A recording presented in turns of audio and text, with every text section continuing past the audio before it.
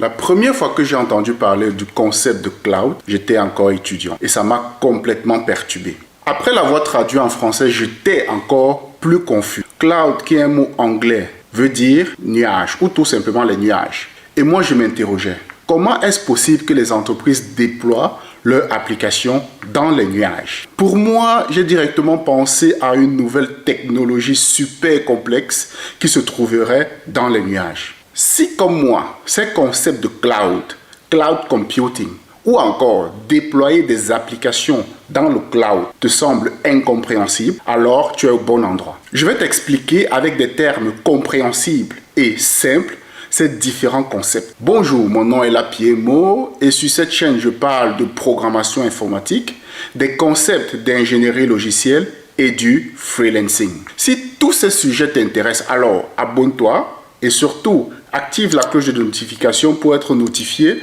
quand je publierai une nouvelle vidéo. So, let's go! Prenons le concept en lui-même et décortiquons-le. Dans l'expression cloud computing, nous avons cloud et computing. Évidemment. Maintenant, qu'est-ce que le cloud et que veut dire computing? Computing veut tout simplement dire traitement ou encore calcul. Maintenant, c'est quoi le cloud? Le cloud représente tout simplement Internet. À l'origine, quand on concevait l'architecture réseau d'un système, le cloud représentait Internet. Donc, quand on parle de cloud, on parle en fait d'Internet. Le cloud computing, c'est tout simplement l'accès à des ressources de calcul à travers Internet. La NIST ou encore National Institute of Standards and Technology définit le cloud computing comme étant un modèle permettant un accès réseau omniprésent, pratique, à la demande, à un pool partagé de ressources informatiques configurables, par exemple les réseaux, les serveurs, les stockages, les applications ou encore les services. C'est-à-dire ces ressources configurables peuvent être rapidement approvisionnées ou encore libérées avec un minimum d'efforts de gestion ou d'interaction avec le fournisseur. Autrement dit, le cloud computing peut être vu comme la possibilité d'avoir accès à des ressources informatiques configurables, des serveurs et bien d'autres, qui peuvent être provisionnées ou alors libérées en fonction des besoins, avec un minimum d'interaction avec le fournisseur du cloud. Maintenant, pour être un peu plus terre à terre et très simple, prenons l'exemple du fait que vous êtes propriétaire d'un magasin qui vend des ordinateurs. Vous avez évalué que vous avez 50 clients par jour qui viennent dans votre magasin. Et vous avez décidé que pour ces 50 clients, un seul vendeur est suffisant. Donc, vous recrutez un vendeur à qui vous donnez un CDI. Donc un contrat à durée indéterminée. Maintenant, vous vous rendez compte d'une chose, c'est que durant la période de rentrée scolaire, il y a un afflux de personnes qui viennent acheter des ordinateurs. Donc, ce que vous faites, vous décidez, ok, je vais prendre un autre vendeur uniquement pour cette période de rentrée scolaire. Et une fois que cette période de rentrée scolaire est terminée, le contrat se termine également. Ça veut dire que tu as demandé à avoir une ressource au moment où tu en avais besoin.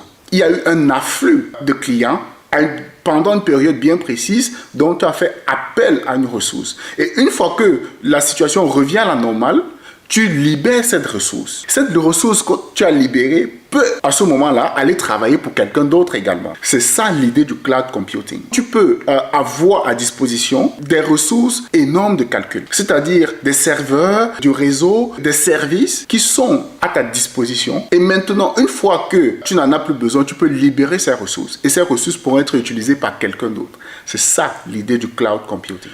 Je pense qu'il est également intéressant de garder à l'esprit que les applications déployées dans le cloud ont pour objectif d'être utilisées via Internet, à la différence des applications locales qui, elles, doivent être téléchargées et installées localement sur notre machine. Actuellement, parlons des principaux caractéristiques du cloud computing. La première, accroît la performance et l'agilité parce que on fait appel à la ressource quand on en a besoin.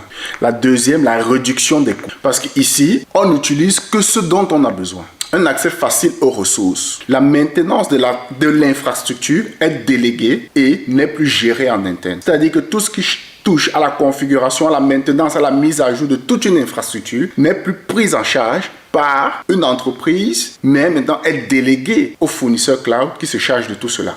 Une autre caractéristique est qu'elle accroît également la fiabilité car la plupart des fournisseurs cloud ont des centres de données à travers le monde. Donc, une entreprise peut déployer ses applications au plus près de ses utilisateurs.